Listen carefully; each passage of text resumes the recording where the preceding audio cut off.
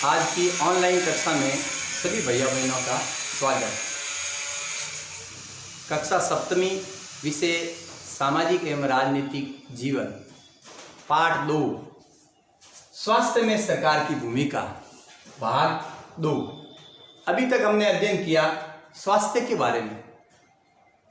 कुछ बिंदु थे सरकारी निजी सेवाएं, स्वास्थ्य क्या है, स्वास्थ्य क्यों आवश्यक है, इनके बारे में हमने पढ़ा था। तो स्वास्थ्य स्वस्थ शरीर की निशानी है। हमारा शरीर स्वस्थ कैसे रहे, तो हम उत्साह से और उमंग से काम करें, हमारे अंदर सकारात्मक ऊर्जा विकसित हो और कोई भी भय या चिंताग्रस्त न रहे और रुचि और उत्साह और आत्मविश्वास के साथ काम करें, तो स्वस्थ शरीर की ये निशानी है। बीमारग्रस्त व्यक्ति अक्रमणता से ग्रस्त रहता है, आलसी प्रवृत्ति हर कार्य में बाधक होती है, कोई भी काम समय पे नहीं होता है, वो अच्छे स्वास्थ्य की निशानी नहीं हो सकती है। अच्छे स्वास्थ्य के लिए शरीर का स्वस्थ होना बहुत अच्छा, इसलिए बताया गया है हमारे ग्रंथों में भी कि सबसे पहले सुख निरोगी काया है, यानी काया यानी हमारा शरीर अगर निरोगी रहेगा, जिसमें कोई रोग नहीं होगा, तो वो कहलाएगा स्वस्थ शरीर। और स्वस्थ शरीर में स्वस्थ मस्तिष्क का निवास पाया जाता है। अब आगे इन बिंदुओं पे अध्ययन करेंगे। स्वास्थ्य सेवा और समानता। हमारा देश बहुत बड़ा देश है, भारत एक विशाल देश है। अलग अलग भाषा, अलग अलग प्रांत, अलग अलग क्षेत्र में कई प्रकार की विविधताएं हैं। तो स्वास्थ्य सेवा और समानता, क्या समान रूप से सबको सेवा का लाभ मिलता है?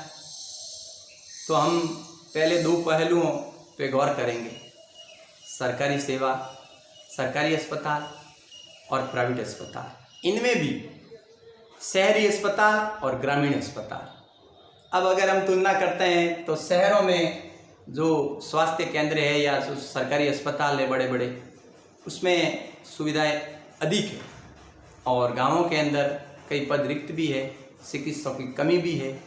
और जो सुविधा शहरों में है जैसे ब्लड बैंक है, एम्बुलेंस की, ऑक्सीजन की, और जो बड़े बड़े लैब है वो शहरी क्षेत्र में मिल जाते हैं, तो इनकी गांवों में कमी देखने को मिलता है। फिर आ जाता है अमीर वर्ग और जो गरीब वर्ग है वो। तो इसमें भी जो गरीब व्यक्ति है, खेतिहर है, किसान मजदूर है और कोई छोटे काम करने वाले वर्ग के लोग, ये सरकारी अस्पतालों में अधिकतर जाते हैं। और क्योंकि उनके पास में इतना पैसा नहीं होता है कि निजी यानी प्राइवेट अस्पताल में जाके इलाज करवा सके और महंगा खर्चा कर सके। कभी कभी ऐसा आवश्यक हो जाता है, जैसे अपने शेख के बारे में एक उदाहरण पढ़ा था पहले भाग में कि वो किस प्रकार से इलाज करवाता है। तो सरकारी अस्पताल मना कर देता है, फिर प्राइवेट अस्पताल में जाता है, लाखों का खर्चा हो जाता है। तो जब ये मजदूर वर्ग प्राइवेट अस्पताल में जाता है तो पैसों का कर्ज उनके ऊपर सड़ जाता है, उधार रुपये पैसे ला के चुकाने पड़ते हैं।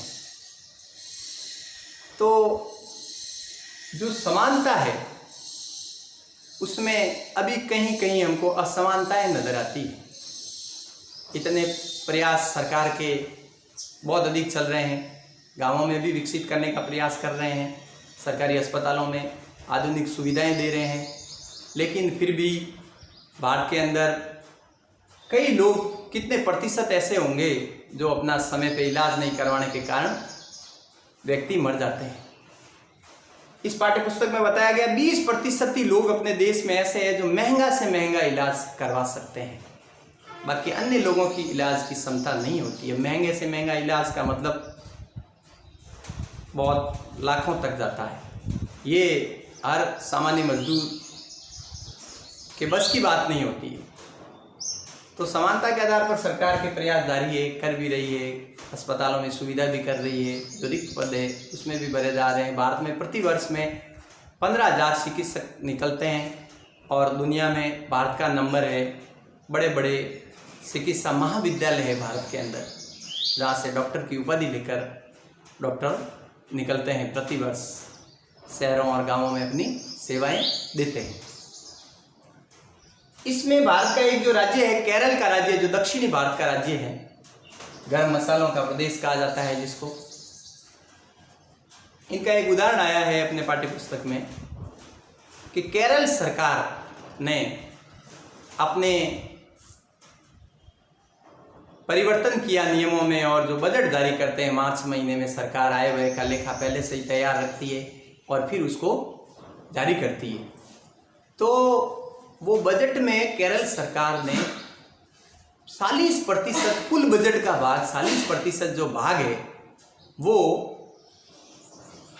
इन ग्रामीण विकास पंचायतों को दिया है, ग्राम पंचायतों को दिया है, गांवों के अंदर स्वास्थ्य सेवाओं के लिए, स्वास्थ्य से जो जुड़ी संबंधित सेवा है उनके लिए 40% बजट दिया सरकार। अब स्वास्थ्य से जुड़ी कौन सी हो सकती है? अस्पतालों की व्यवस्था, छोटे छोटे प्राथमिक केंद्र हो सकते हैं, चिकित्सकों की व्यवस्था, चिकित्सकों के जो उपकरण चाहिए उनकी व्यवस्था, बड़े बड़े जो लैब लगाने हैं उनकी व्यवस्था, ब्लड बैंक की व्यवस्था, एम्बुलेंस की व्यवस्था, और भी जो सरकारी अस्पतालों में चाहिए उनकी व्यवस्था के लिए।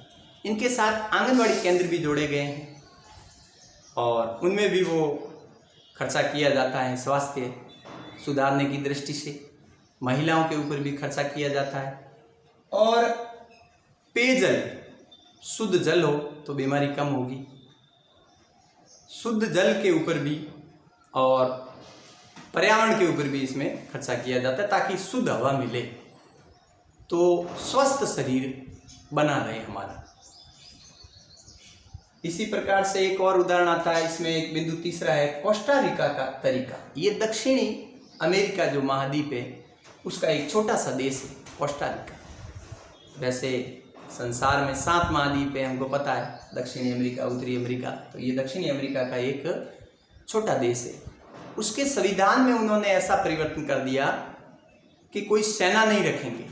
हमको पता है हमारी सुरक्षा की दृष्टि से सेना का होना जरूरी है, तो उन्होंने, छोटा सा देश है तो उन्होंने ये संशोधन किया, उसमें परिवर्तन किया कि हम सेना नहीं रखेंगे, और जो सेना और सैनिकों के ऊपर व्यय होता है, खर्च होता है, वो खर्च हम लोगों के स्वास्थ्य सुधारने में और स्वास्थ्य से संबंधित जो भी सुविधाएं हैं उनको अच्छा कैसे करें उसमें लगाएंगे। तो वास्तव में दक्षिणी अमेरिका का एक स्वस्थ देश माना जाता है, क्योंकि बहुत सारी जो अत्याधुनिक सुविधा चाहिए वो इस देश में मिलती है, क्योंकि स्वास्थ्य से जुड़ी जो भी चीज़ें हैं, जो भी बातें हैं, उनके ऊपर उन्होंने सब ध्यान लगाया और अत्याधुनिक जो सुविधाएं हैं वो उन्होंने उसमें सुविधाएं सब विकसित की है।